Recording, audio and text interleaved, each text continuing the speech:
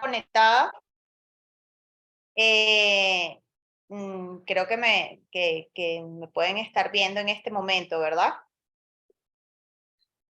¿Sí? ¿Y me escuchan bien? Sí, le Muchísimas escuchamos. gracias. Buenísimo. Muchísimas gracias por estar acá, por compartir sus investigaciones y sus experiencias en la enseñanza de las ciencias naturales en este encuentro auspiciado por el Centro de Investigaciones en Ciencias Naturales. La profesora Liliana está conectada, sin embargo, no ha llegado aún. Va en el trayecto a lograr un sitio donde pueda hablarnos. Entonces, yo soy la profesora Noy Caleca, estoy dentro del comité organizador de estas jornadas. Y bueno, vamos a iniciar ya de una vez con la presentación del trabajo de las profesoras Aurora y la profesora Echenique. Aurora, creo que ya tienes el permiso para poder compartir. Buenas noches, profe. Sí, perfecto, Bueno, voy. Muchísimas chévere. gracias. Gracias por la invitación y creo que ya pueden ver la pantalla todos, ¿correcto? Sí, voy a explicar un momentico la dinámica para que todos tengamos. Ajá, ok, ya va, es que la profe Liliana me está dando órdenes por el chat, porque como no puede hablar, porque viene en el Vale. trayecto. Ajá. Entonces, les voy a explicar un poquito la dinámica porque estamos con el cronómetro, ¿no? Tienen sus 10 minutos para la presentación y después tenemos 5 minutos para pues preguntas o comentarios acerca de la presentación.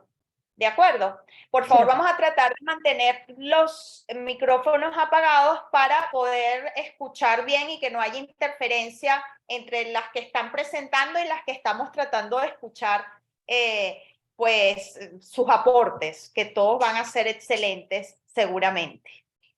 Muy bien, entonces bueno, ahora sí, Aurora, cuando quieras puedes presentarnos tu ponencia. Bueno, profe, muchísimas gracias por la invitación y el espacio para compartir lo que fue nuestra investigación como parte de la fase de aplicación del proyecto educativo. Desarrollamos una estrategia didáctica basada en simuladores para la enseñanza de la química en el tercer año de educación media general. ¿Por qué surge esta investigación o ahí surge diseñar esta estrategia didáctica y hacer la propuesta? Bien, primero, pues ambas somos docentes del área de química, tanto la profe María Alejandra como yo. Hicimos primero un proceso de diagnóstico y trabajando un poco la experiencia de aula de ambas, pensar cuáles son las principales debilidades o qué notamos nosotros como aspectos a mejorar en el proceso de enseñanza y en el proceso de aprendizaje de los estudiantes. Entonces, lo primero que encontramos son los conocimientos previos. ¿Ok? Estos conocimientos previos no necesariamente son conceptualmente correctos, que es lo que llamamos una concepción alternativa. Tienen una visión respecto a lo que son los fenómenos naturales y algunas definiciones que no necesariamente van de la mano con lo que profesores de ciencia sabemos que está en la literatura o que es correcto. Entonces, empezamos a pensar qué podemos hacer con estas concepciones alternativas en el proceso de moldeaje, en el proceso de formación. Y número dos, pues, cómo hacerlo más dinámico, más atractivo para el estudiante. Es allí donde entra la incorporación de la tecnología de la información y la comunicación, el uso de las TIC, en este caso los simuladores, para hacer el proceso un poco más amigable y cercano al estudiante. Bien, este proceso de diseñar esta estrategia tuvo básicamente estos tres pilares. Uno, un aporte metodológico que era cómo incorporar la tecnología a la enseñanza de la química, que si bien no es algo que se esté haciendo en este momento, gracias a la situación optada por la pandemia de COVID-19, pues nos invitó a los profesores a desarrollar recursos y medios de instrucción que pudieran servirle a los estudiantes en el proceso de cuarentena, de aislamiento, para, digamos, no perder totalmente el proceso de aprendizaje. El aporte educativo, pues, es una manera de mejorar el proceso de enseñanza. Sabemos que a veces en los estudiantes los métodos tradicionales tienden a generar rechazo o desinterés. O sea, sin embargo, esto no quiere decir que es que no sirvan o debamos o dejarlos a un lado, no para nada, sino incorporar cosas novedosas al proceso de enseñanza-aprendizaje. Y por último, dentro del aporte social, pues incluir nuevos conocimientos y nuevas experiencias tanto al docente como a los estudiantes. Entonces, ¿cómo trabajamos esta investigación? Primero tuvimos una fase de diagnóstico. Esa fase de diagnóstico tuvimos que ir directamente a la fuente de información que son tanto los estudiantes como docentes del área. Aplicamos una serie de instrumentos, aplicamos un par de cuestionarios, ¿ok? Los cuales nos permitió recabar algunos datos valiosísimos que luego les voy a mostrar en forma de gráficas como los aspectos más importantes. Y luego de allí salió el proceso de diseño de la propuesta didáctica para luego pasar al proceso de validación. Entonces nuestra investigación tuvo un enfoque cuantitativo en el marco de proyectos especiales según lo que establece el manual de Lupel y bajo un diseño experimental. Nuestra población y muestra. La población fueron 37 estudiantes de tercer año de educación media general del Colegio San Ignacio, eso es una sección completa, y la muestra fueron 31 que son los que contestaron el instrumento. En cuanto a los profesores, tuvimos la oportunidad de recabar información de 3 profesores del área que trabajan con tercer año y pudieron aportarnos sus perspectivas respecto a la incorporación de la tecnología al proceso de enseñanza. Entonces, voy a mostrarle ahora lo que fueron los resultados. El cuestionario que fue diseñado para los estudiantes, que son las primeras gráficas que estoy mostrando, hicimos algunas preguntas en las cuales ellos tenían que demostrar aplicación de conocimientos o manejo de conocimientos, de conceptos básicos. ¿Cuáles son los conceptos básicos que trabajamos? Temperatura, calor, masa, peso y densidad. Muy bien. La idea era identificar a través de las preguntas si los estudiantes tenían una aproximación correcta a la definición conceptual o si había una concepción alternativa. Y encontramos que sí la había. Hay una concepción alternativa entre masa y peso, calor y temperatura. ¿Esto qué quiere decir? Los estudiantes tienden a acoplar ambos términos o darse en semejanzas para decir que es lo mismo, cosa que sabemos es errónea. Eso se puede observar acá en la primera gráfica. Identifican el calor como una magnitud física, pero luego en otra pregunta responden es una forma de energía. Entonces, es un hecho como interesante, porque cuando en una de las preguntas colocamos un termómetro, lo primero que decían como respuesta era calor.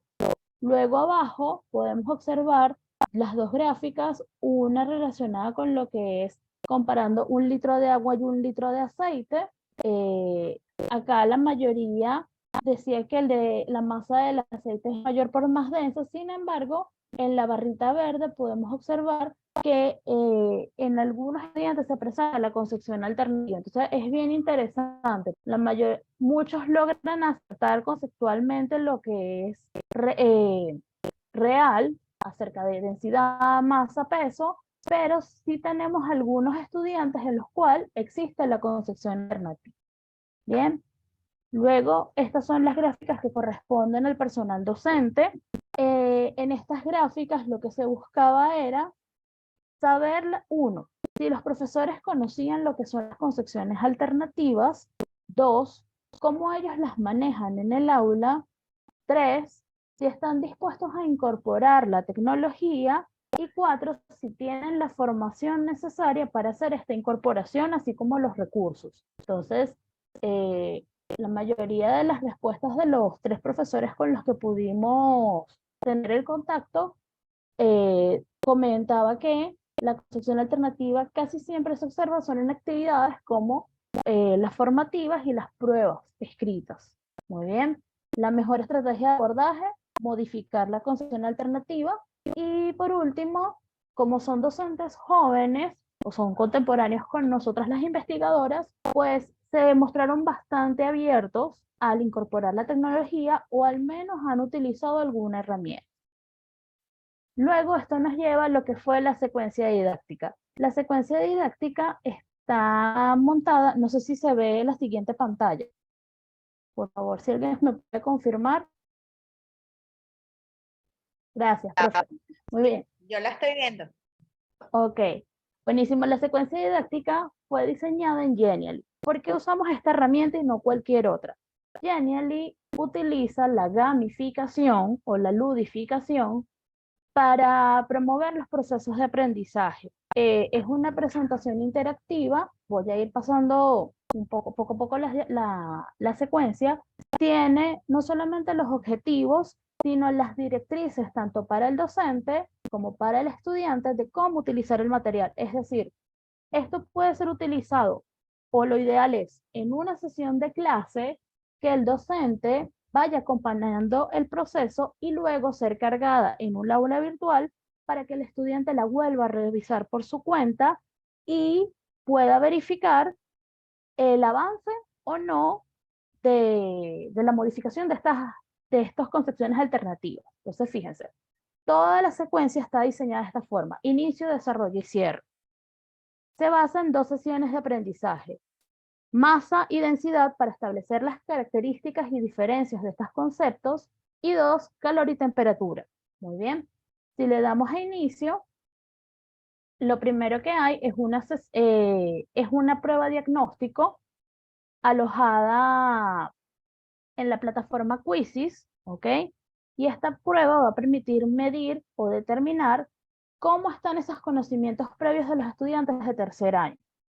Hay un pequeño video corto en el cual se habla de las propiedades de la materia y si le damos al botón de siguiente, ella me pasa a la prueba, o el quizzes, de comprobar lo que sabemos. Muy bien, este quizzes está acá al presionar la copa. Si le doy clic, me lleva inmediatamente a él. ¿Ok? ¿Y qué pasa? Quizzes tiene la característica de que permite colocar fichas de respuesta correcta, respuesta incorrecta, hacer una retroalimentación en vivo al estudiante. Tengo una tabla de posiciones, por lo cual puedo fomentar, bueno, el que tenga más puntaje va a tener un premio, o un reconocimiento, un certificado, para motivar un poco a los muchachos a participar en la actividad. Luego de que está del quizzes, tenemos lo que son las sesiones de conocimiento.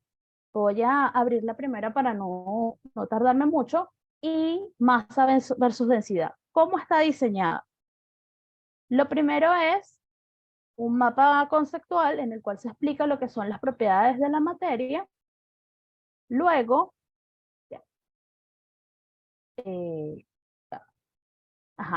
luego tenemos el simulador. No, perdón, que se saltó la diapositiva anterior. Ahí va. Ajá.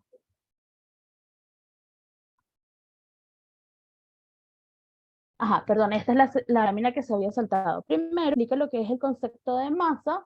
Si le damos clic a los símbolos de más, me va a dar como unos datos interesantes o unos datos importantes: instrumento de medición, unidad en el sistema internacional, algo importantísimo para nosotros, y luego me lleva al simulador.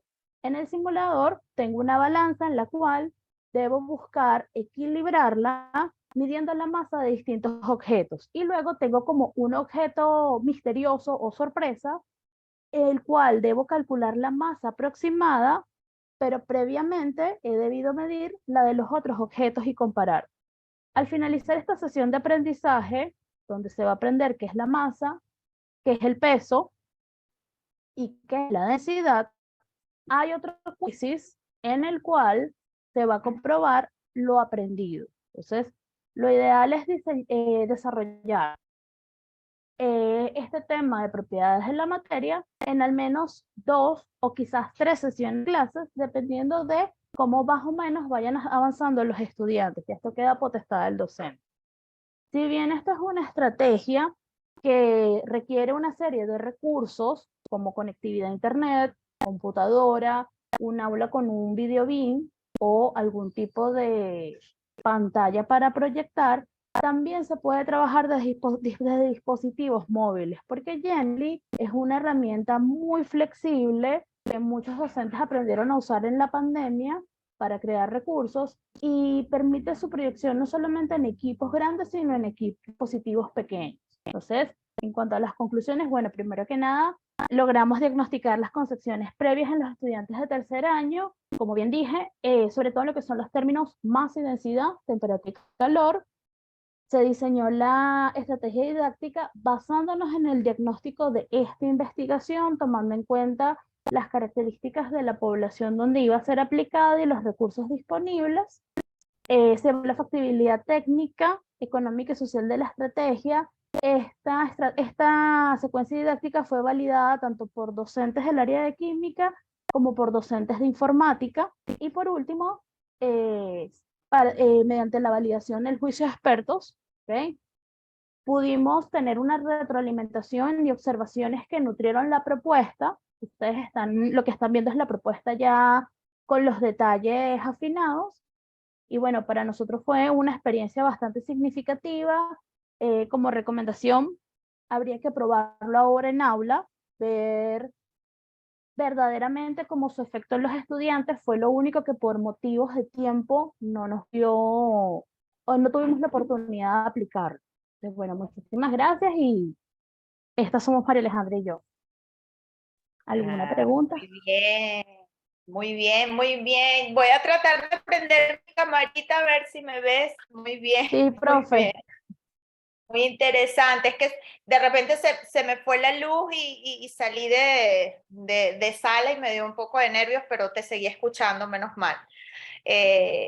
Muy interesante el trabajo, Aurora, y bueno, mi querida María Alejandra Echenique, que fue mi estudiante también. Excelente. Bueno, vamos a dar inicio. Espero que me estén escuchando porque estoy con mis datos del teléfono. Si tienen alguna pregunta, algún comentario para la profesora Aurora. Por ahí, fíjate en el chat, Sí, estoy la viendo. profe Rosana. ¿Sí lo estás viendo? Ajá, Sí, muy sí, bien. gracias. Sí, sí. Excelente trabajo, felicidades. Excelente. Gracias y bueno, Excelente. Sí, sí.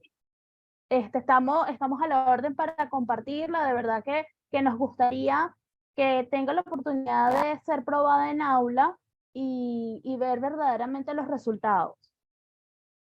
Sí. Esto no nos Eso te iba a sustituye a nosotros. Claro, no, por supuesto que no, pero es una herramienta para las nuevas generaciones y eso era una de las preguntas que yo sí quería hacerte, o a las dos, es si está disponible en una versión que ustedes puedan ir compartiendo con sus colegas, porque les pueden ir probando esa secuencia didáctica, ¿no? Y ir haciendo la validación propia de la secuencia didáctica. Mientras más aplicaciones tenga, pues más perfectible pueden hacerla, ¿no? Lo interesantísimo de esto es que están utilizando la gamificación y dos aplicaciones que son realmente amigables y que los muchachos pues, pueden acceder a ellas. O sea, no hay mucho. Las dos aplicaciones te van llevando ellas solitas a hacer todo el proceso. Realmente. Buenas noches. No Hola, sé profe, si me buenas noches. escuchan. Ajá. ¿Cómo están? Que ya llegué a Perfecto. mi casa. La profe Nelsa le Bueno, creo acaba que de caer. sí, se le acabó. Yo acabo de darme cuenta. Y yo, bueno, bueno, Aurora, yo también te felicito, al igual que a María Alejandra. Yo le decía hoy, viene la presentación de las muchachas, que es una presentación muy linda, porque bueno, fui parte de la validación del trabajo que ustedes realizaron.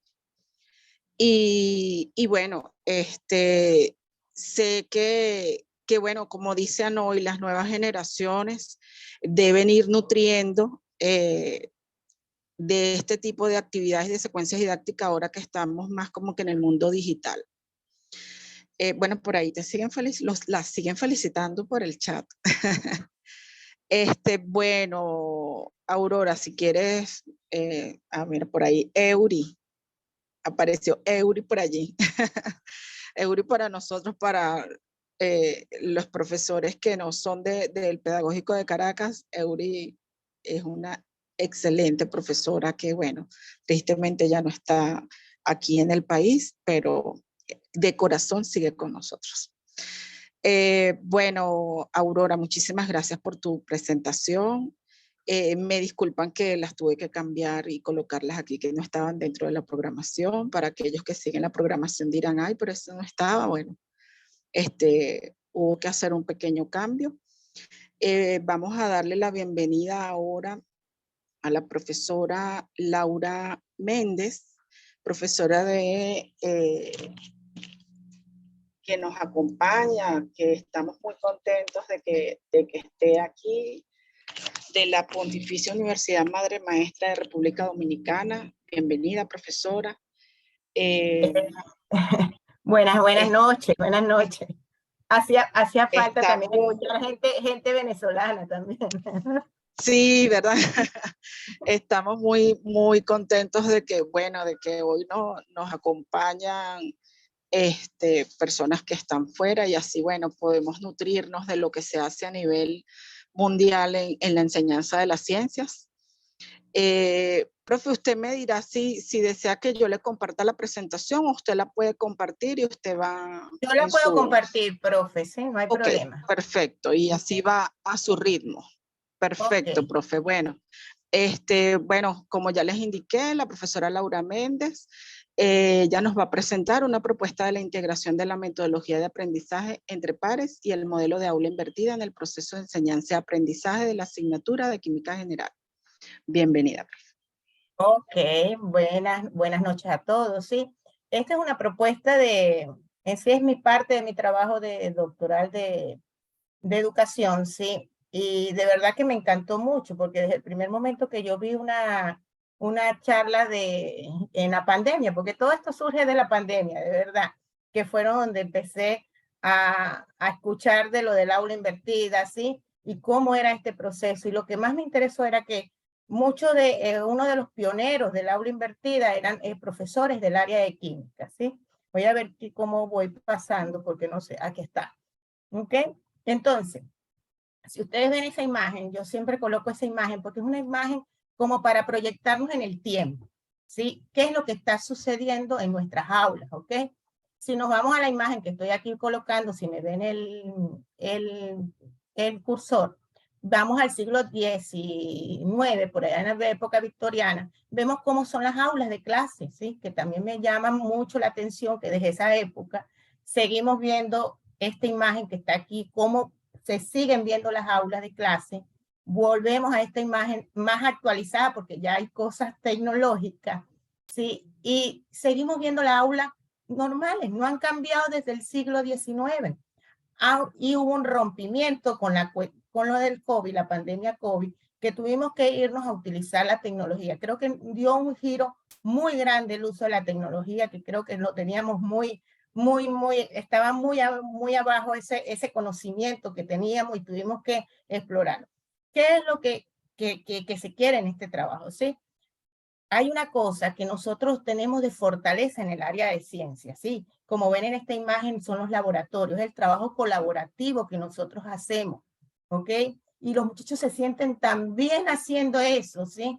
Que nosotros vemos estas aulas, donde vuelvo a mostrar el cursor, vemos esas aulas y las vemos tan solitarias, el muchacho puro escuchando al docente. ¿Por qué no son tan libres como cuando están en el laboratorio, que se sienten ellos, al igual que puse esta imagen de los niños de preescolar, que en sus aulas de clase ellos se sienten, ellos están con la maestra, parece la gallinita con los pollitos ahí, y es una manera tan bonita que ellos van haciendo el trabajo. Entonces, ¿a qué se quiere? ¿Qué queremos llegar?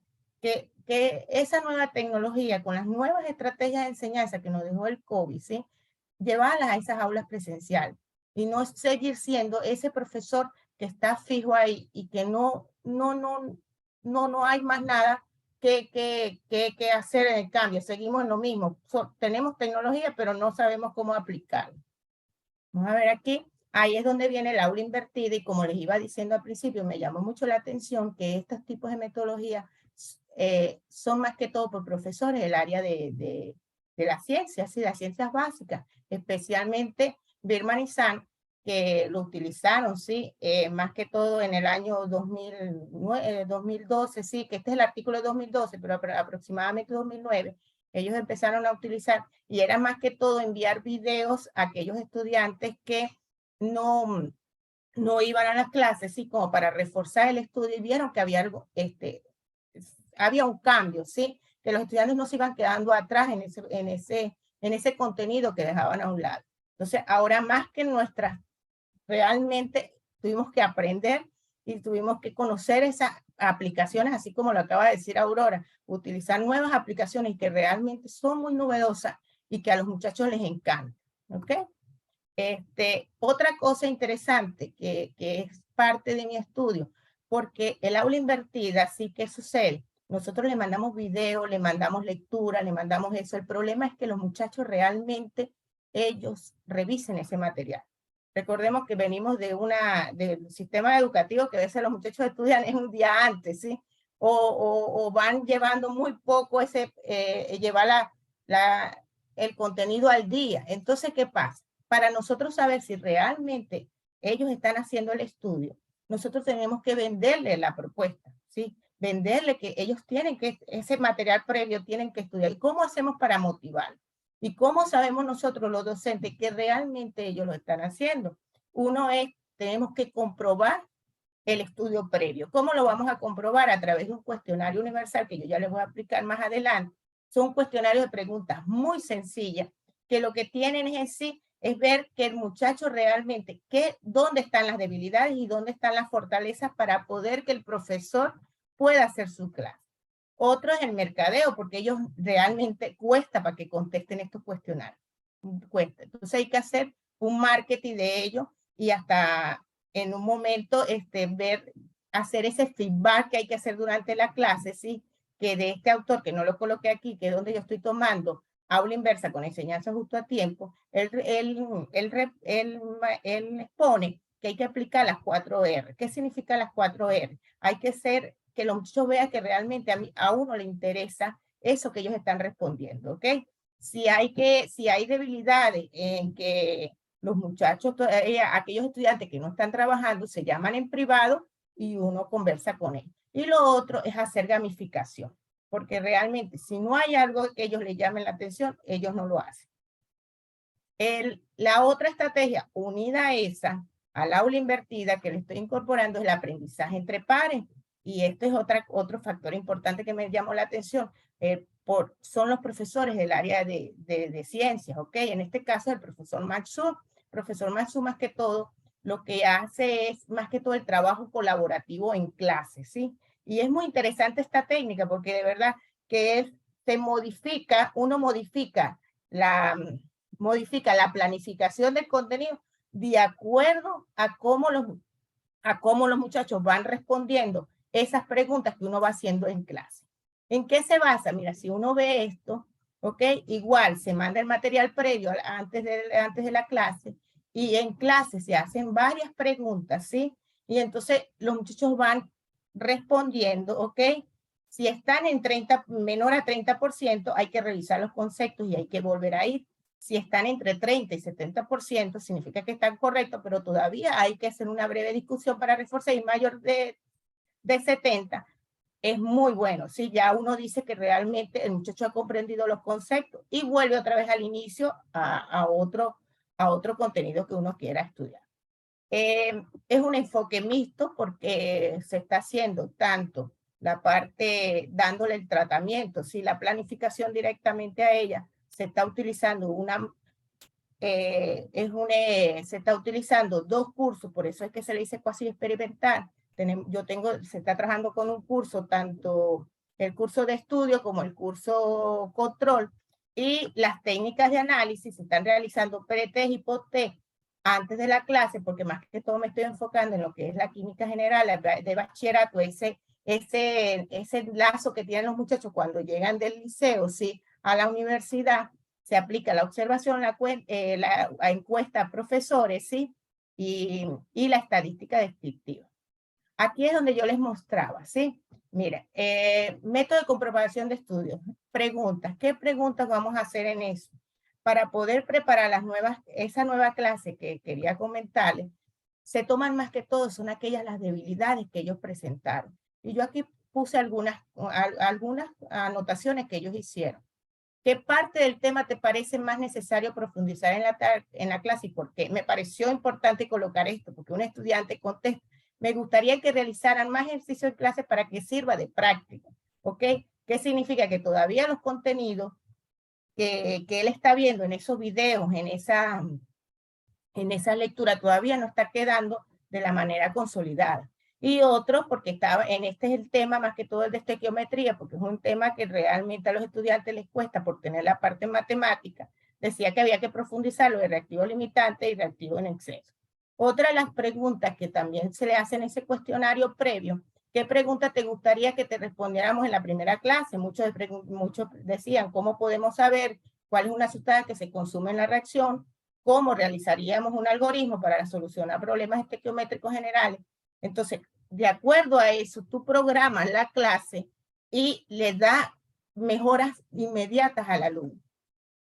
¿Ok? Otras preguntas que se hacen en el cuestionario, recordemos que el aula invertida también tiene los tiempos que los muchachos necesitan estudiar en la casa. No podemos exceder y tampoco podemos duplicar a las horas que le damos en clase, ¿sí?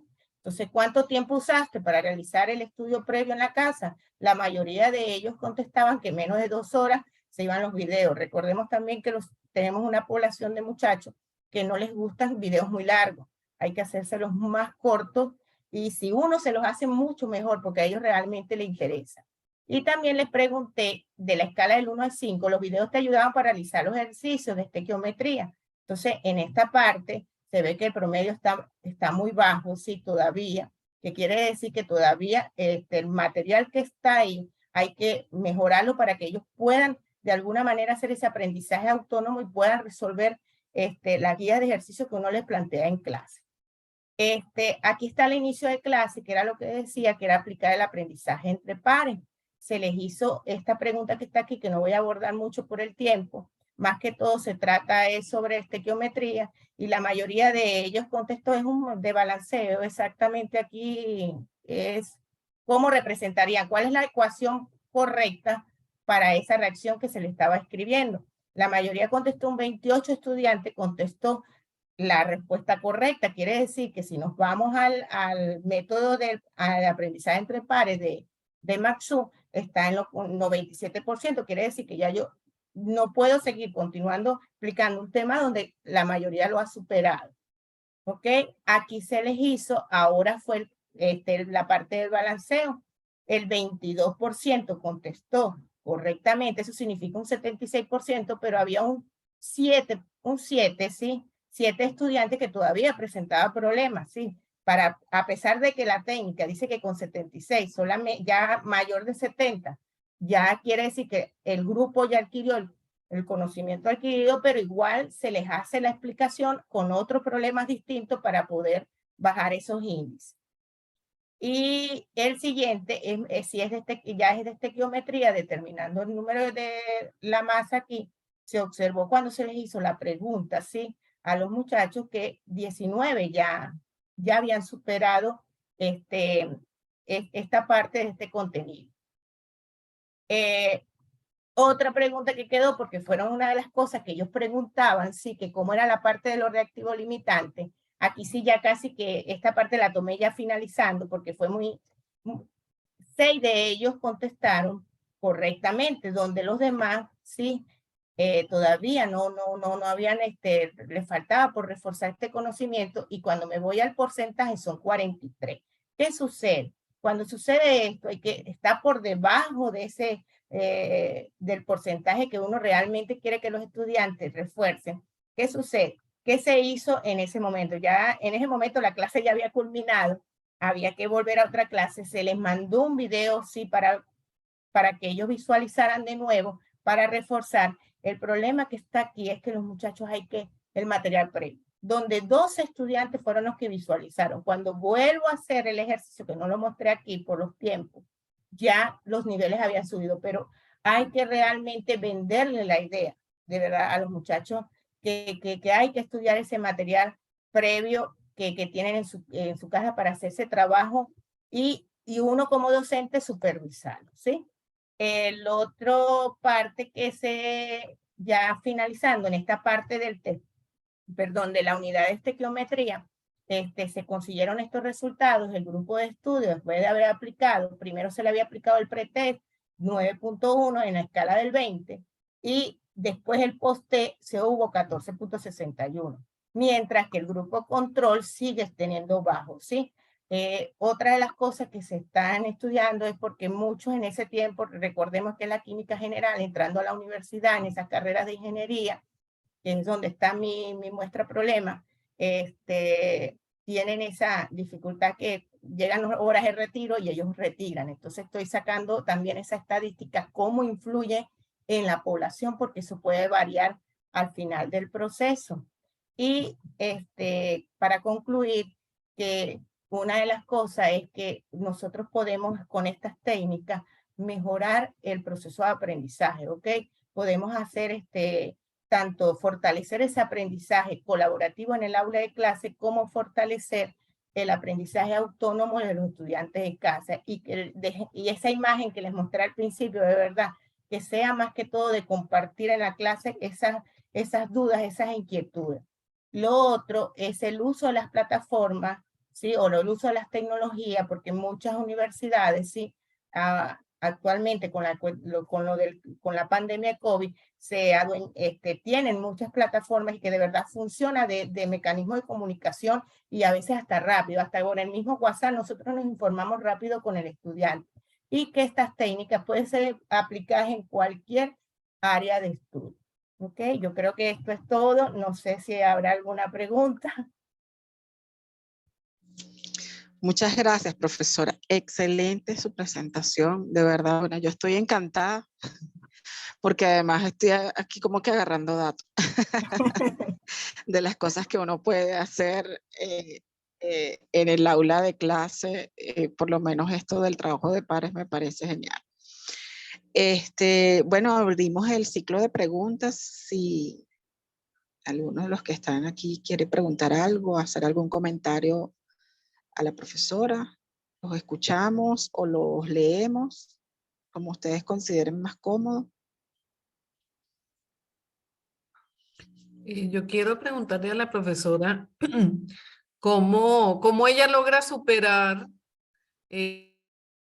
digamos, la apatía, o cómo cree ella que se pueda superar la apatía de los estudiantes para que aborden el material sin que uno se los dé previamente.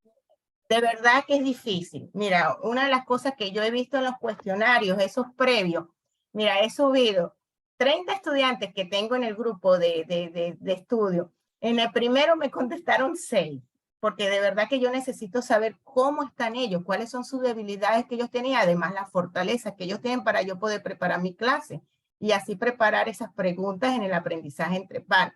Pero realmente cuesta. En el segundo cuestionario que les preparé, ya fueron 16 personas que contestaron, respondieron, y de verdad que me contentó porque yo dije, ya de 6 a 16 ya es bastante, se anima, pero hay que realmente animarlo. Una de las cosas que se dice que hay que darles una bonificación al estudiante, y a medida que ellos vean que realmente eso que ellos están haciendo es valorado, ¿sí? Tanto en la clase y que ellos realmente que vean que uno les llama, mira, les dice tal persona, mira, qué bien lo ha hecho, qué bien y me ayudó a mejorar la clase, porque realmente yo les digo a ellos, a veces yo les digo cuando hacen los cuestionarios, les digo, no me engañen a mí, porque se engañan ustedes mismos. Entonces, y eso es lo más que cuesta, de verdad la profe que me hizo la pregunta, de verdad que los muchachos se motiven a hacer todos estos tipos de actividades y que estudien más que todo ese material previo cuesta. Nosotros, yo creo que el aula invertida llegó y nos pusieron nombre, es lo que yo considero, pero creo que siempre la hacíamos, pero no le teníamos ese nombre y que realmente hagan eso, que lo estudien Y el tiempo, y a ellos les gusta mucho la gamificación, así como dijo Aurora, si tú le pones cosas, le pones un Geniali, le pones un Quizy, le pones una actividad de esas en clase, a ellos les encanta. La única debilidad de todo este tipo de estrategias es que debe haber un buen internet y los muchachos tienen que tener un buen dispositivo electrónico.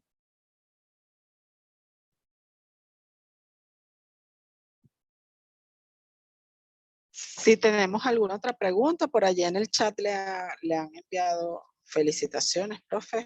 Está Muchas por allí. gracias. Nada. Bueno, profesora, agradecidos de verdad de su presentación, de mostrarnos su trabajo. La felicitamos todo el comité organizador del SIGNA por la presentación que nos acaba de hacer. Muy pertinente ahorita en el área de la química y bueno, la apatía al estudio de la ciencia en general. También no, digamos que nos hace más difícil el trabajo, porque ahora todos quieren ser TikToker. Entonces, bueno, es otra realidad. Sí. Bueno, muchísimas gracias, profe. Bueno, nos Gracias a despedimos la ustedes, profesora gracias a Laura ustedes por esta Méndez para oportunidad. recibir. Bueno, ahora vamos a recibir a otra Laura. Vamos a recibir a la profesora Laura Gutiérrez. La profesora Laura Gutiérrez, bueno, egresada del Instituto Pedagógico de Caracas, nos viene a presentar un proyecto en el cual está trabajando con un equipo sobre una posible solución contra la basuraleza. Vamos a ver su presentación, a escucharla. Laura, bienvenida. Ay, gracias. Buenas tardes para todos. Gracias por la invitación. Yo súper feliz de estar aquí en SIGNAC 2023. Comparto pantalla. Vale. ¿Lo ven? ¿Sí? ¿Todo bien? Bueno, hoy les quiero hablar sobre un proyecto el cual soy colaboradora. Se llama Libera Unidos contra la Basuraleza. Este proyecto es a nivel nacional en España. Nace en el 2017 a partir de la preocupación de ese abandono intencional o accidental de la basura o de los residuos en entornos naturales.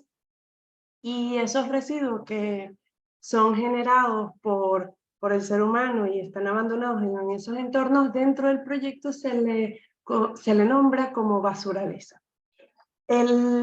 Este proyecto fue creado por Sea Life, que desde 1954 se ha preocupado por la conservación y protección de las aves y sus hábitats.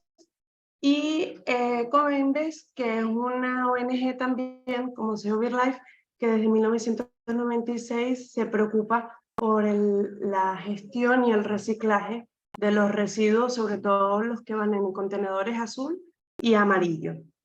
Ellos crean este proyecto y este proyecto se tiene que llevar a cabo con alianzas. Estas alianzas son acuerdos que se llevan a cabo con entidades científicas, educativas, divulgativas, dispuestas a colaborar para luchar junto con esa basuraleza o esos residuos que están abandonados en entornos naturales.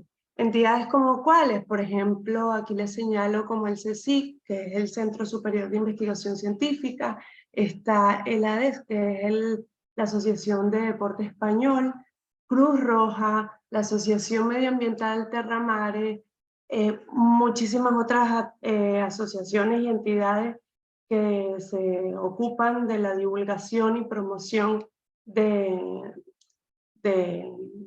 la conservación de alguna especie, por ejemplo del oso pardo, algunas aves o alguna fauna marina. ¿Qué pasa con el sector público? Pues este proyecto le ofrece una carta sobre la mesa o oportunidades al sector público donde ellos pueden colaborar. Estas áreas pueden ser convenios en el cual se llegan a acuerdos para mejorar una localidad específica, 1 metro cuadrado contra la basuraleza, que pueden ser en forma de campaña o en forma de un encuentro anual, formaciones, apadrinamientos de lugares, espacios, exposiciones, campañas, charlas libera, Mi Pueblo Sin Basuraleza, que es un proyecto bastante interesante donde se destaca todo lo que es la riqueza de patrimonio cultural, social y ambiental que tienen los pueblos característicos españoles, donde se responsabiliza al residente y al turista de tener de educarlos y tener esa actitud responsable con sus residuos y con su impacto que genera en estos pueblos con esta riqueza. Y lo mismo pasa con los parques naturales. Todo el tema de la educación y sensibilización dentro del parque, cómo se gestiona el residuo, pues las administraciones públicas deben estar a la vanguardia apoyando este tipo de áreas y de proyectos que se generan dentro del proyecto Libera. Ahora, si yo no soy o no formo parte de una institución pública, ¿cómo puedo ayudar? Entonces, ahí he estado yo presente en la colaboración como individuo en Canarias, y son diversas áreas en las que se puede colaborar. Por ejemplo, está Libera de 1 metro cuadrado, como les dije, está las campañas o el encuentro anual, que puede ser en entornos como lagos, mares, campos, bosques, ríos. En cualquier entorno se puede destacar. Por ejemplo, en este año 2023 el encuentro anual fue el 3 de junio y ya veremos los resultados. En el caso de los mares, la recogida y caracterización de los residuos, después de una charla previa y una formación previa, se suele soltar o hacer una suelta de tortugas, algún animal que ha estado afectado por esta basuraleza. Puede ser aves o una fauna marina cualquiera. En exposiciones hay 2 modalidades. Se puede solicitar en el proyecto, sabiendo que esto tiene un costo y se manda el material, o se dispone de un material digital donde se puede imprimir y la entidad que esté interesada o la persona que esté interesada en colocarle la instalación se encarga de imprimir todo este material. Yo puedo, al que esté interesado, pasarle toda esta información digital, por si lo quieren utilizar para cualquier clase, pues está disponible para ustedes. En las campañas, tenemos 6 campañas bastante interesantes en las cuales se puede colaborar. Una es No lo tires, que más que todo apela por la gestión del residuo que tienes en la mano y los malos hábitos. Está también Donde acaba la basuraleza, que es a partir de herramientas digitales como biomodelos, en donde la persona puede ubicar en dónde puede acabar sus residuos si está mal gestionado. El metro cuadrado, que aparte de hacer una recogida, hay una caracterización y una demostración de cuántos residuos podemos encontrar y cuáles son aquellos que más se encuentran en nuestros entornos naturales. Luego está el de reflexiones, esta campaña a través de una frase o un hashtag, que en este caso es el de Tenemos un problema, se puede visibilizar no solo la problemática de la basuraleza en entornos naturales, sino también concienciar y sensibilizar acerca de esta problemática. Por ejemplo, el tema de, la reflexión de aunque no sea tu basura, es tu problema, fue muy visibilizado en este caso en las campañas de reflexión. Está la notoriedad libera, que es este póster que señalo, que en el caso es de un canal de televisión donde artistas, es un canal de televisión destacado a nivel nacional, donde artistas conocidos o en el medio de comunicación, pues dieron a conocer aún más el proyecto de de Libera. Y luego está el de aves y basuraleza, que como les mencioné anteriormente, está muy enfocado a todo el tema de entornos naturales del ave, protección y conservación. En este caso, en esta fotografía, se está liberando una pardela que es una ave que nidifica en este archipiélago y se ve muy afectada por el tema de la basuraleza, tanto su entorno como la basuraleza que se encuentra en el mar. En Libera Educación hay 3 ámbitos o 3 grandes proyectos. Está Aulas Libera, que está enfocado a los profesionales de educación formal, es decir, los de primaria, secundaria y básica, donde a través de sus proyectos anuales en clase pueden incorporar el proyecto Libera en todas las campañas de formación o incluso en las de acción, que sería trasladarnos al territorio y hacer una recogida con caracterización. O también pueden hacer pequeñas actividades donde incluyan tanto los talleres formativos o las charlas formativas como la parte práctica. Luego están los Libera Makers. Estos Libera Makers son capacitaciones para que los jóvenes puedan desarrollar proyectos innovadores donde eviten que esa basuraleza llegue a espacios naturales. Y luego está la parte universitaria, que son cursos con acreditación de créditos o con validación de créditos de aproximadamente 25 horas. Y están también los talleres formativos y charlas formativas en cualquier institución. Por ejemplo, en este caso, una entidad bancaria asistió a una charla formativa, una asociación que atiende a personas refugiadas nos pidió la charla. Los ayuntamientos también suelen pedir, y así como las entidades educativas también en el ámbito formal se comunican y nos solicitan este tipo de formación. Como les dije antes, para lograr todo esto se necesita alianzas, y si yo como individuo estoy involucrado en una entidad y puedo formar esas alianzas, mejor, ¿no? Una de las alianzas bastante interesantes que ocurrió hace poquito, hace unos meses, es la que les señalo ahora con el cursor. Es la Asociación de Deporte Español, la cual dentro de una carrera de montaña con importancia competitiva aquí en el archipiélago, pues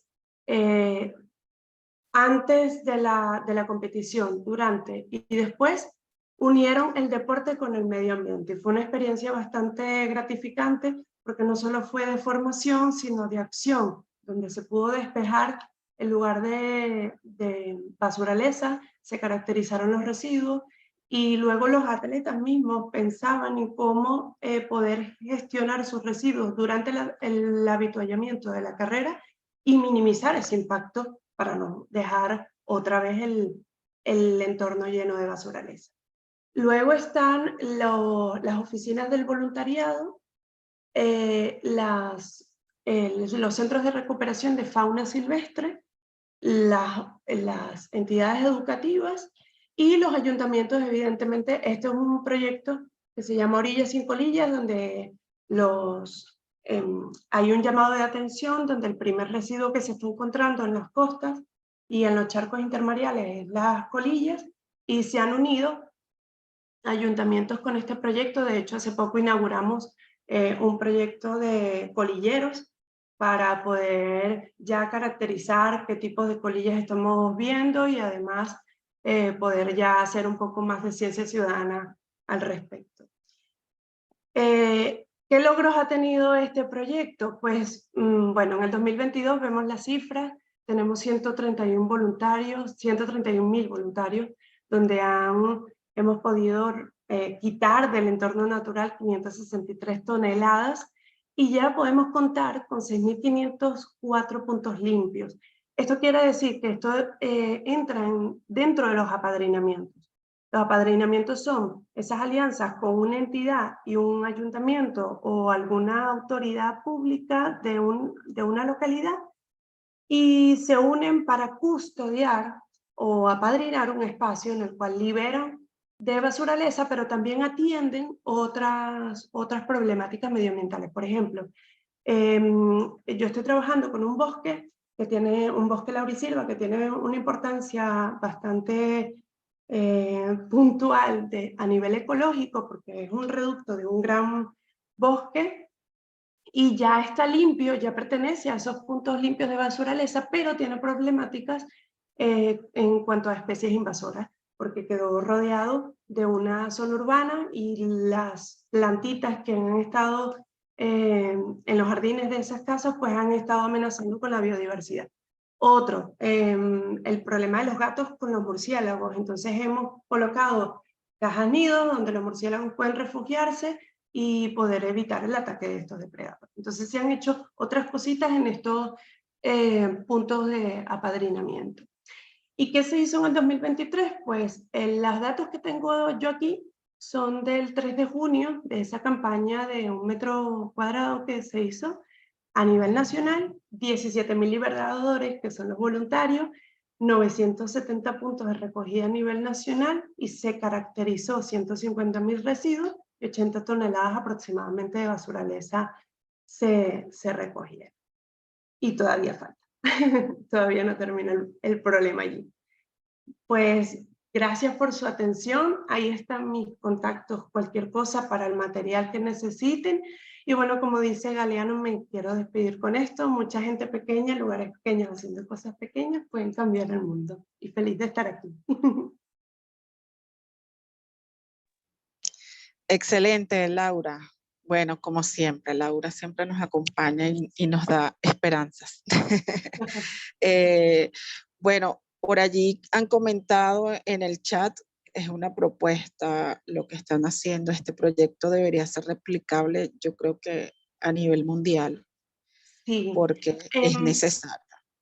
Sí, a pesar de que el proyecto es nacional y bueno, ahí ahora mismo se está concentrando en muchas zonas de España, este proyecto fácilmente puede ser replicable en cualquier parte y de hecho, dentro de las alianzas que hay en el proyecto Libera está la red de vigilantes marinos que sí es internacional. Entonces por allí uno puede atar cabos y puede irse uniendo a esos proyectos.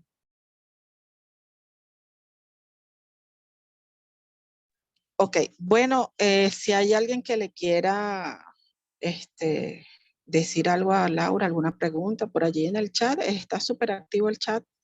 Sí, la profe Janetti está diciendo que si pueden Ajá. explicar un poco el término basuraleza. Sí, al principio dije que el proyecto, el concepto que le da a la basuraleza son todos esos residuos generados por el ser humano y abandonados en estos espacios. Es decir, todo aquello se considera un residuo, todo aquello que sea sólido y fabricado por el hombre. Pero, por ejemplo, aquí hay mucha tendencia en una ordenanza con las caquitas de los perros.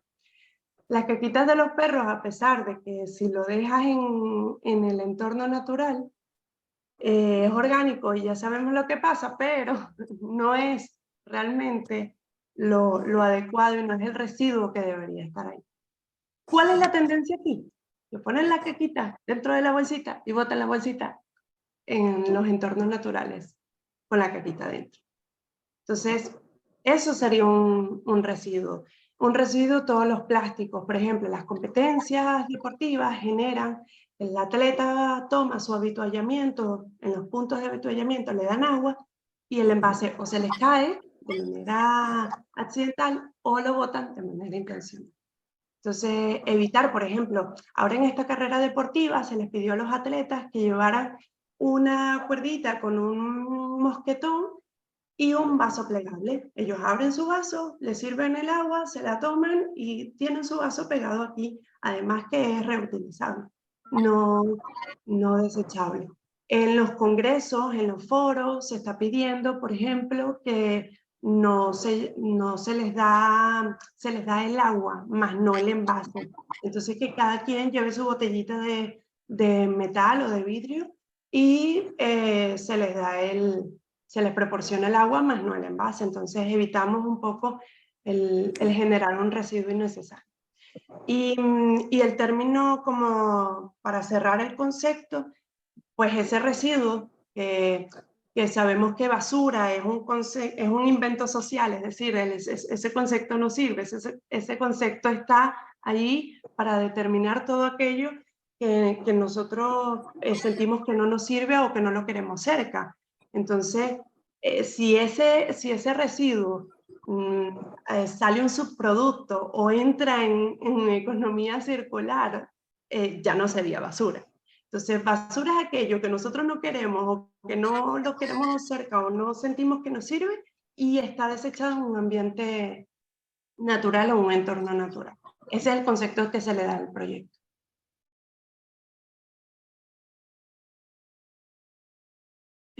Por diferenciar basuras de otros residuos. A ver, es residuos en general. Lo único que en el proyecto se utiliza el término basuraleza como para darle más visibilidad al residuo que se encuentra en la naturaleza, en el entorno natural.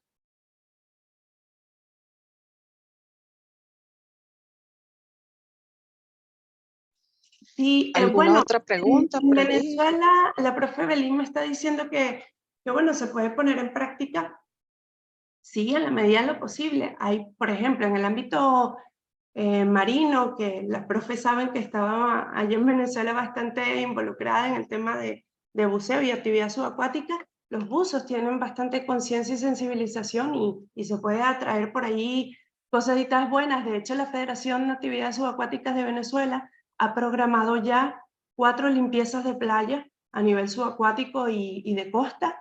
No estoy 100% segura si hacen caracterización de residuos, pero bueno, se ven moviditas allí, que hay que impulsar. Trabajo hay.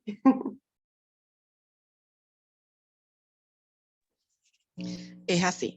Bueno, agradecemos la presencia de Laura en esta sesión de ponencias virtuales. Muchas gracias, Laura, por siempre estar dispuesta a acompañarnos y a mostrarnos lo que estás Se deja a haciendo. ustedes. Y los Muchísimas dejo. gracias.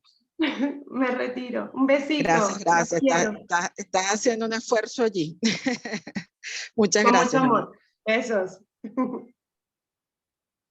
Bueno, vamos a continuar con las ponencias virtuales. Ahora vamos a escuchar y a ver a la doctora Lady Herrera con su investigación, con su grupo de investigación sobre aproximación a conocimientos, actitudes y prácticas en relación a enfermedades transmitidas por vectores ETBS en comunidades humanas vulnerables de Latinoamérica. La profesora Lady Herrera viene en representación de su equipo de investigación de la Universidad Central de Venezuela y de la Universidad Nacional de Asunción. Bienvenida, profesora. Gracias. ¿Comparto pantalla? Bueno, sí.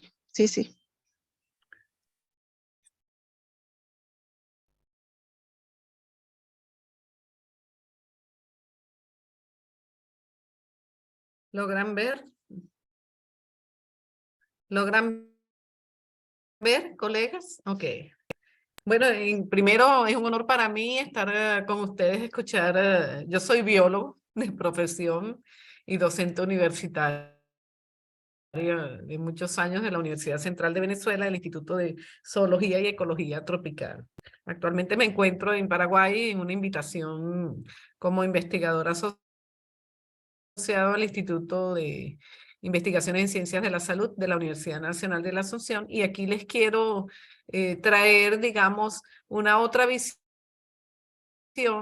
Yo soy parasitólogo, pero una otra visión de lo que nosotros hemos venido observando a lo largo de muchos años de estudios sobre enfermedades cuyos agentes son transmitidos por vectores. Aquí llamamos vectores a los que son capaces de vehicular a algunos de estos individuos de estos organismos no zoológicos, bien sea entre humanos o entre otros elementos de la fauna.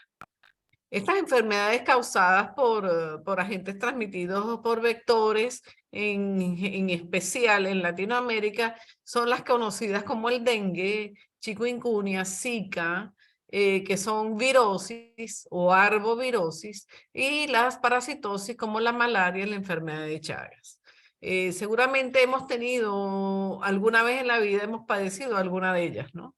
Venezuela se ha caracterizado por tener algunos brotes fuertes en la región central y se presentan frecuentemente con una condición particular sobre poblaciones humanas vulnerables, es decir, aquellas que tienen sistemas de salud poco sustentables y necesidades básicas deficientes, es decir, una casa inadecuada, servicios incompletos o inclusive el manejo de la basura también deficiente, ¿no?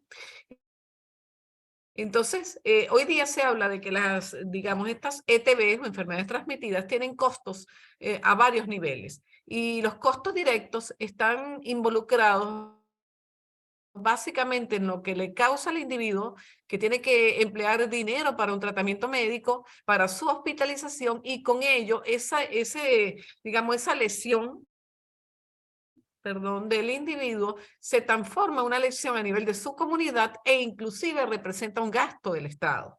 Ya se sabe por algunos estudios que se han hecho en estas enfermedades que cada individuo enfermo puede costar hasta $1.000 en lo que significa su hospitalización y su tratamiento para el Estado del país donde ocurre, ¿no? Y el otro es que el Estado, al estar presente en estas enfermedades, así sea en forma espasmódica, genera también gastos en el control físico-químico de estos insectos vectores, es decir, comienzan las campañas de fumigación, comienzan a reclutar personal y todo eso implica un gasto bastante elevado. Existen los otros costos indirectos que quizás son los que nos atañen más como educadores, es que el individuo entra en una noria de gastos indirectos y costos de orden económico, ya que deja de ser productivo cuando está enfermo, es decir, se desconecta de su medio de producción laboral y sufre un aislamiento social y en el caso de los estudiantes sufre inclusive la ruptura de la secuencia educativa. Para ello nosotros abordamos tres ejemplos que reúnen básicamente estudios descriptivos transversales a través de muestreos por conveniencia, es decir, en áreas que ya conocíamos que eran endémicas para la presencia de estas enfermedades a través de los llamados encuestas CAP o de conocimientos, actitudes y prácticas, una modalidad ya se está aceptada por la Organización Mundial de la Salud. ¿Qué queremos nosotros lograr con estas CAPs? Conocer qué sabe la gente del vector, dónde se cría, de qué se alimentan, si transmiten un agente, cuál es, si saben qué enfermedades ellos pueden ser capaces de transmitir, qué síntomas, cuántas personas están afectadas y saber también en lo íntimo qué piensan, qué hacen, qué sienten, si tienen miedo, cómo se cuidan, a quiénes ellos responsabilizan o dónde sienten la carga de responsabilidad de la situación, si en el individuo, la comunidad, las instituciones, y qué de su ambiente favorece la presencia de estas enfermedades.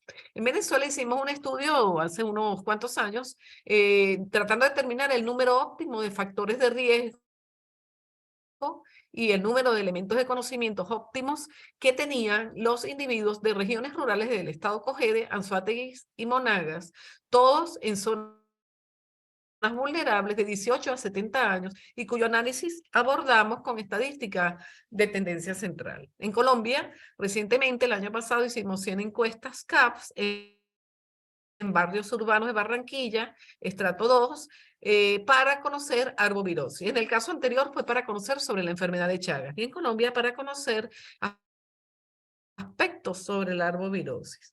En Paraguay hicimos estudios de encuestas CAP para enfermedades transmitidas por vectores, todas, sean parasitosis, arbovirosis, en regiones altamente concentradas de poblaciones urbanas entre 18 y 70 años, en donde determinamos todas estas características bajo esta metodología.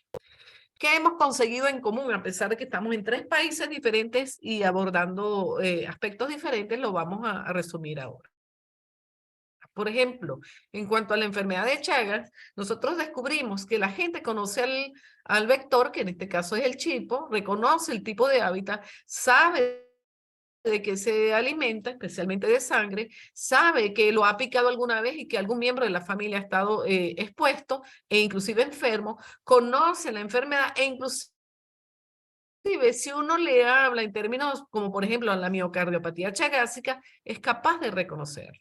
Y en cuanto a los niveles de riesgo, estas personas siempre tienen viviendas con presencias de vectores en todos sus estadios, poseen animales en el intra y peridomicilio, o sea, mascotas o animales de cría, poseen una condición de vivienda, en especial, por ejemplo, la vivienda de bareque o algún lugar de la vivienda con bareque, techo de palma, y su control casero casi nunca lo ejecuta con regularidad.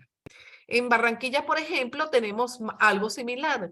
En general, la gente identificaba que estaba en un país tropical, por lo tanto tenía una condición climatológica de vulnerabilidad, había leído o escuchado acerca del vector, en ese caso fue el de la Aedes aegypti, identificaba que el virus del dengue, del Zika, del chikungunya, eran transmitidos por la picadura de este vector e inclusive eran conscientes de las enfermedades que podían causar estos vectores.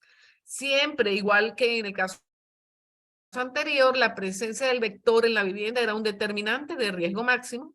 La presencia de áreas de cría mantenidas fuera y dentro de la vivienda era un elemento de riesgo. El haber padecido la enfermedad ya creaba una condición previa y había hacinamiento en todos los hogares que se visitaban. ¿Qué quería decir? Que había más personas que espacio para su distribución. En Paraguay, pues, conseguimos resultados interesantes. Identificamos viviendas, la mayoría de ellas con terrenos propicios para el desarrollo de estos vectores, con mucha vegetación y con mal manejo de los desechos alrededor de ella. Identificamos que esa vivienda era altamente, con población altamente hacinada, de 5 a 10 individuos, y que las personas eran capaces de identificar dónde se criaban los insectos. Se responsabilizaban a ellos mismos, es decir, se empoderaban en su responsabilidad y eventualmente responsabilizaban a las instituciones encargadas de hacer el control sanitario. Todos eran capaces de identificar todas las características que permitían la mejora de su vivienda, es decir, eliminar recipientes, fumigar, manejar los desechos, remover y cambiar las aguas. Todo eso ellos lo identificaban. Entonces, además descubrimos que la primera acción es matar al insecto, es decir, que lo ven como una amenaza, y otros individuos lo veían como algo cotidiano y no actuaban sobre ellos. La mayoría de los encuestados identificaban las enfermedades transmitidas por vectores como un problema, pero hay una parte que queda inerte, que no responde, que no actúa, que no se manifiesta al respecto. Se conocen todas las actividades posibles para las mejoras y la mayoría se identifica como responsable y se identifica como responsable por ser responsable de la propiedad de la que es dueño o habita. Hay una buena percepción de la necesidad de más de una acción para mejorar las condiciones. Hay hasta un compromiso de trabajo físico. Sin embargo, cuando uno ve la vivienda, ve que esto no se visualiza con el tiempo. Es decir, el individuo no llega a ser proactivo.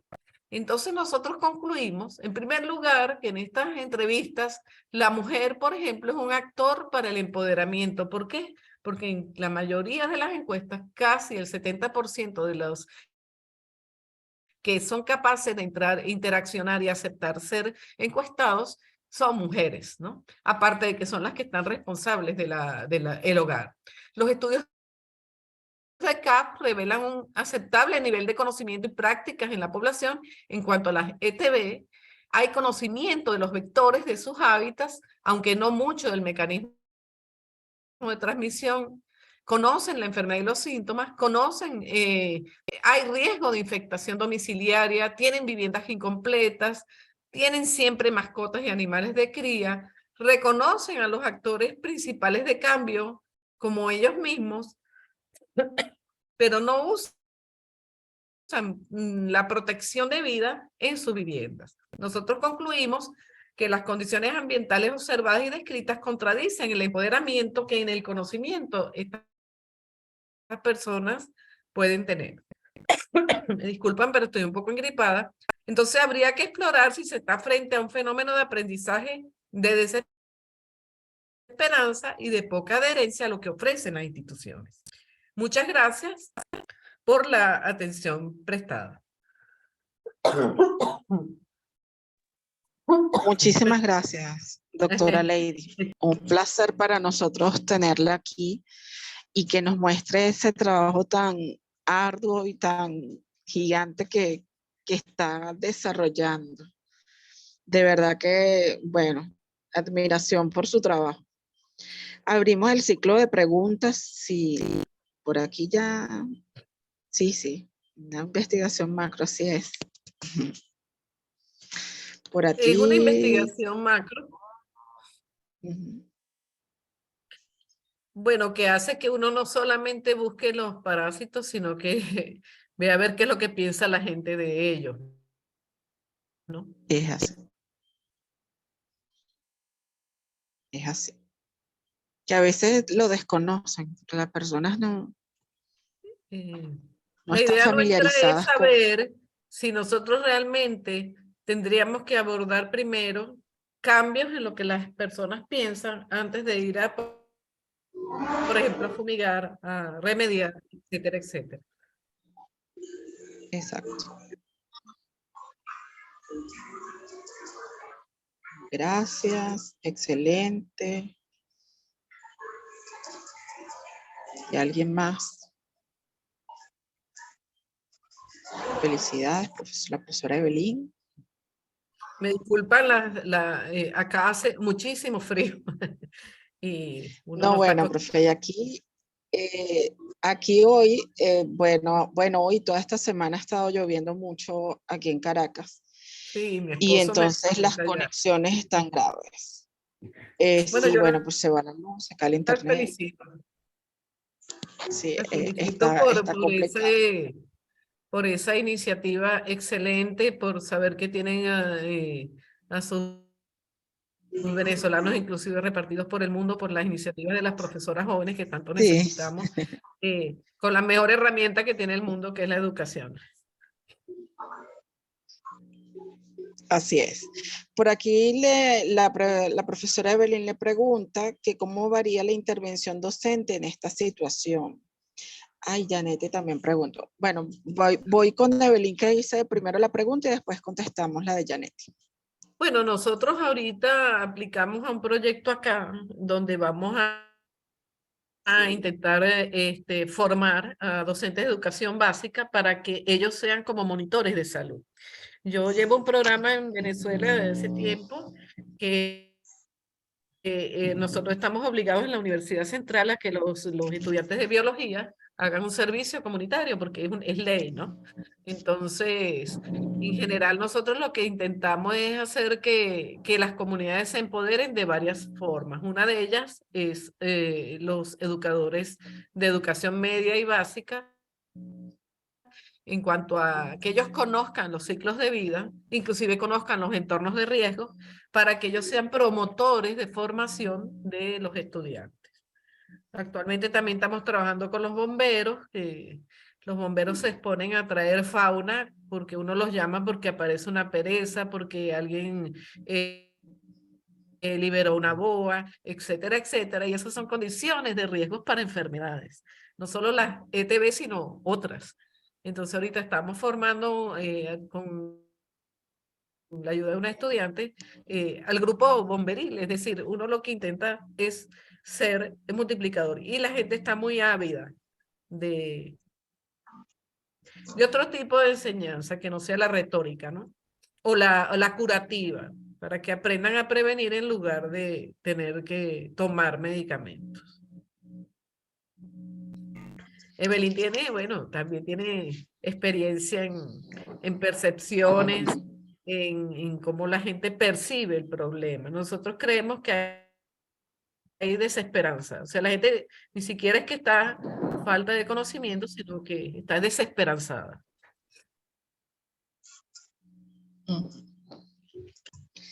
La profesora Janetti pregunta que si los resultados luego los llevan a las comunidades para ayudarlos a mejorar.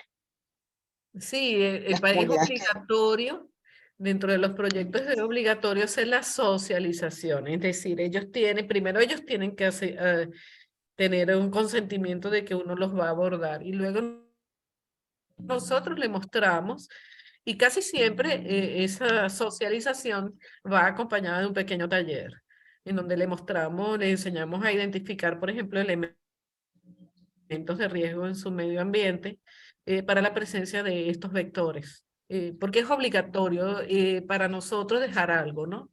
En otras ocasiones hemos dejado folletos, en una ocasión trabajamos haciendo un cuento para educación primaria, que tendríamos que validarlo como instrumento educativo para que las maestras lo usen.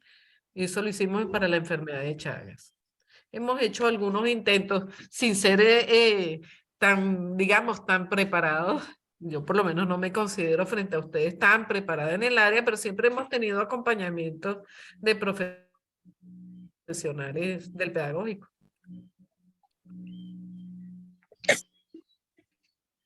Bueno, por aquí dice la profesora Evelyn que es una perspectiva interesante para abordar desde la educación ambiental. Bueno, sí, digamos que como lo señala usted, profe, yo creo que ahorita los científicos están tratando de sacar el docente que hay en ellos. Y entonces van llevando también la docencia en la sangre y van ahí poco a poco. Hoy veíamos en las conferencias presenciales una propuesta de enseñanza de la química del IBI. Entonces, bueno, ahí vamos. Excelente. Ahí vamos de la mano, todos somos necesarios, ¿verdad? Nosotros nos hacen, digamos, somos docentes por obligación, por lo menos en la Universidad Central, el cargo es docente investigador, no investigador. Estamos obligados a ser docentes y luego nos preparan para ser docentes de educación superior, pero cuando uno tiene que poner, ahora no hay ningún proyecto que no deba tener un componente social. Entonces, cuando uno tiene que poner un componente social en los proyectos, ciertamente la educación ya no es solo superior, ¿no? Y ahí sí es verdad que tenemos que auxiliarnos con muchos de ustedes porque no tenemos, digamos, ese abordaje. Hemos aprendido a golpe y cuero. Pero a mí lo que me angustia de este tipo de contenido de las encuestas es que la gente, ni siquiera nosotros tenemos que enseñar mucho. La gente como oye, ve internet, hay mucha propaganda. Ellos el conocimiento lo tienen ahora. ¿Por qué no lo ponen en práctica? Creo que es porque la gente no, pasa algo como lo que dice la profesora, no, son apáticos. O sea, estamos en un mundo bastante apático, bastante inmediato. Y yo creo que por ahí hay que abordar todo lo que significa educación. Es así, la profesora Hanoi debe estar diciendo que hay que trabajar con CTS, con Ciencia, Tecnología y Sociedad. Lo que en el campo que la profesora maneja, la profesora Evelyn dice que, bueno, justamente los grupos de investigación interdisciplinarios es parte de la respuesta que debemos dar desde la universidad. Es así, es necesario. Aquí están hoy diciendo así es. Bueno, muchísimas gracias, profesora. A usted por la oportunidad estoy emocionada, estoy fuera del país por la oportunidad de participar por primera vez en el SINAT. Aquí, bueno, estamos muy agradecidos. Fíjense, para los que están conectados, teníamos pautado la ponencia de la doctora Ivana Camejo sobre el laboratorio de experimentación remota. La doctora Camejo tuvo un inconveniente por el cual no se pudo conectar, pero su ponencia va a estar disponible en Instagram. Entonces, esperemos que mañana podamos subirla en el Instagram. Entonces, cualquier duda con respecto allí, bueno, podemos escribir por allí y interactuamos en el Instagram, va a estar. Bueno, muchísimas gracias a todos por participar hoy. Bueno, una noche de aprendizajes en el área de la química, de la educación ambiental y de la biología, que al final todo se traduce en, dirían hoy, en ciencia, tecnología y sociedad. Entonces, bueno, muchísimas gracias a todos por estar. A los que pueden asistir, mañana nos vemos a las 8 de la mañana. Y bueno, seguimos trabajando. A los que pueden conectarse, bueno, vamos a seguir transmitiendo mañana a través del Instagram. Y bueno, estén en contacto, que allí estamos. Y bueno, tendremos varias cosas nuevas por allí proyectadas. Bueno, esperamos seguir creciendo y seguir contando con ustedes. Bueno, para continuar en el mundo de la investigación, en las ciencias naturales, que bueno, que cada día somos pocos y tenemos que trabajar en conjunto para motivar y que seamos más. Bueno, muchísimas gracias. Buenas noches. Bueno, me despido por aquí. Muchísimas gracias a Noy, que me colaboró aquí al inicio.